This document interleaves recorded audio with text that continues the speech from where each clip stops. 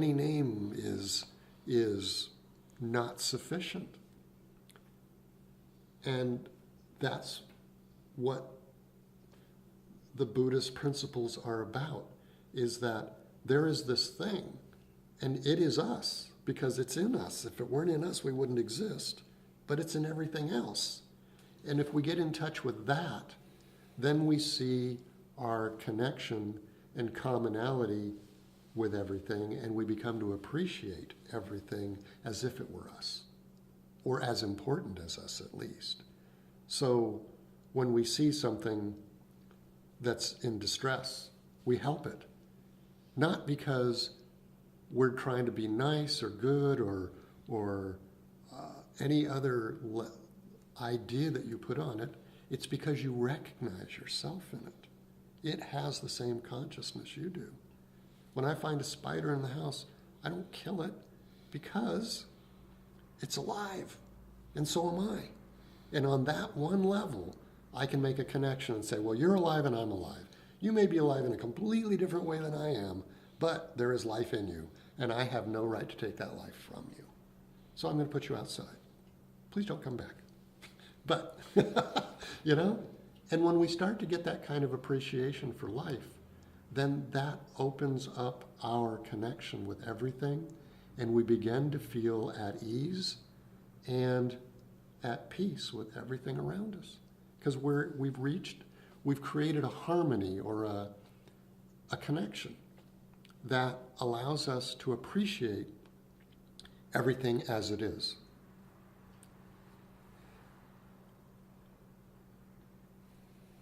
We can all get a taste of that at whatever level we're willing to accept it. Because the range of acceptance is huge. I mean, you can accept it, you know, some people will say, well, I can see that, you know, in a different race of humans on this planet, or I can see it in, you know, and then just start building your way down all the way down to rocks. But I mean, some people can only accept it on certain levels. And other people, as they begin to get a taste of it, get a feel of it, they'll start to see it in other things. You can actually get to a point where you feel like you're in a flow of existence with everything around you, that everything you touch and move and interact with is responsive to you. If you notice those connections enough, if you work on trying to understand the relationship of how things work together, it's an easy enough thing to just disregard. I mean, that's what most of us on this planet have done.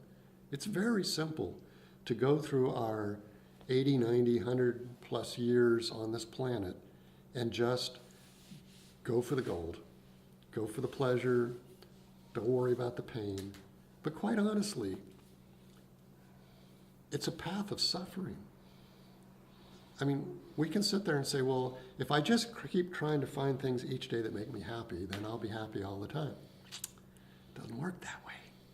I've never met anyone that way. And if I just get enough stuff, if I'm rich enough and I have everything I completely want and everything I would ever need, I can snap my fingers and have, then I'll be happy. You know what? I've known people like that. I have been in business with people like that. And I will tell you right here and now, they are the most miserable, messed up people on this planet. They are miserable. Miserable. Their children are heroin addicts. Their wives are cheating on them. There was a study once done of the richest people in the world. I don't know, it's 25 people, richest people in the world. And they asked them simply two questions. Are you rich enough to be happy? And if you're not, how much more rich would you have to be happy? So the first question, categorically, every one of them said, I'm not rich enough to be happy. And then they asked, well, how much more would you need to be happy?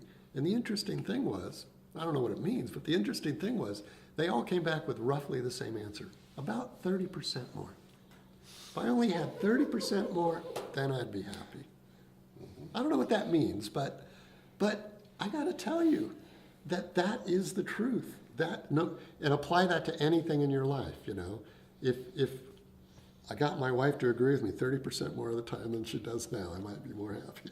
You know, whatever. You know, pick anything you want. But the point is that nothing outside of us can make us happy. Nothing we add to ourselves. No amount of praise. You know, what happens to you when someone sits there and tells you how good you've done on something, or how much they appreciate you, or gosh, you know, I wish I could do what you did. What do you feel inside? Do you feel good?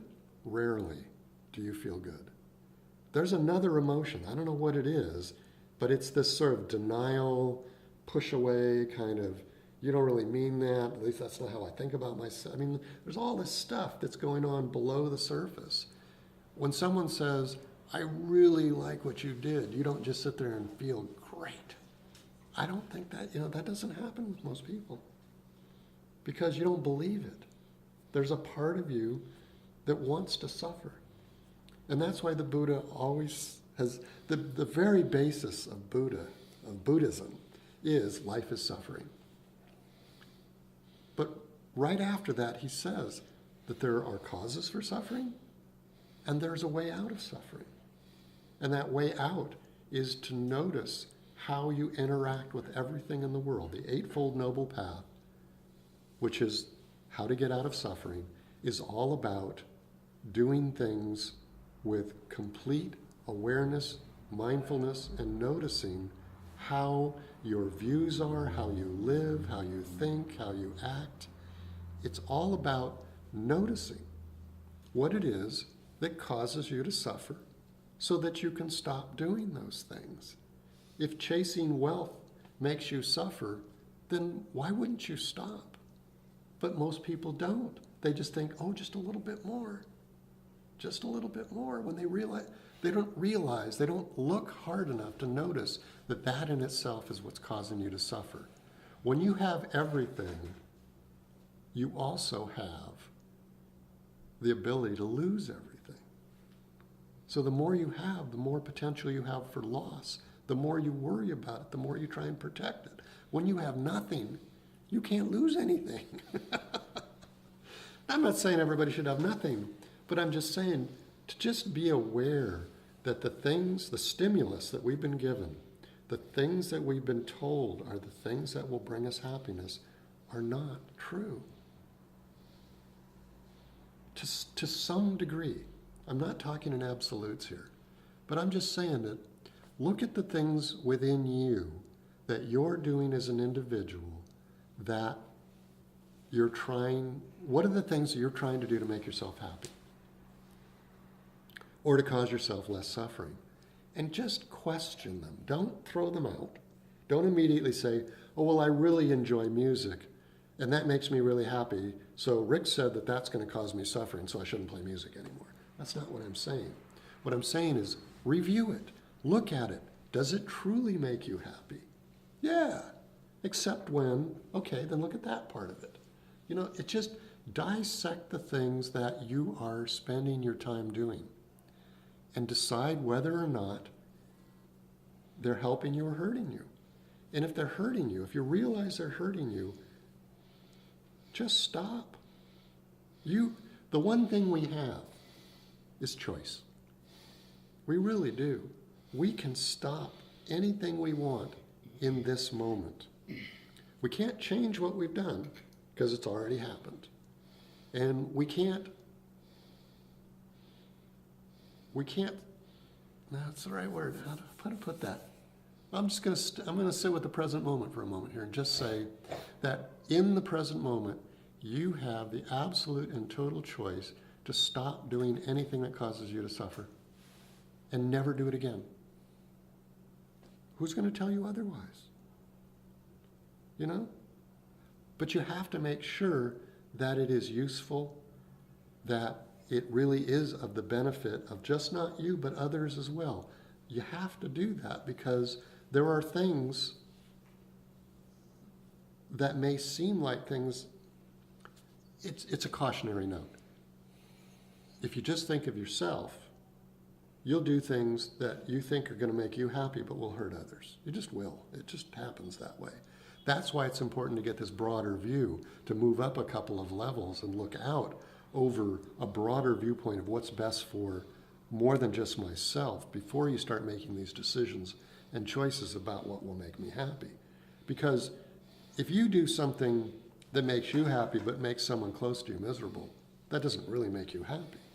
You might want to not notice that, but you have to notice that. That's why you need to you have to move yourself up a couple of layers to look out a little broader, to make sure that the things that you do and the choices you do make are for the greater good of your immediate groups, circles, and friends, and whatever else you're connected with. That's kind of the thing that'll keep you from going wrong. So, I said a lot tonight. I hope some of it was of benefit. All right. Thank you very much. Thank you.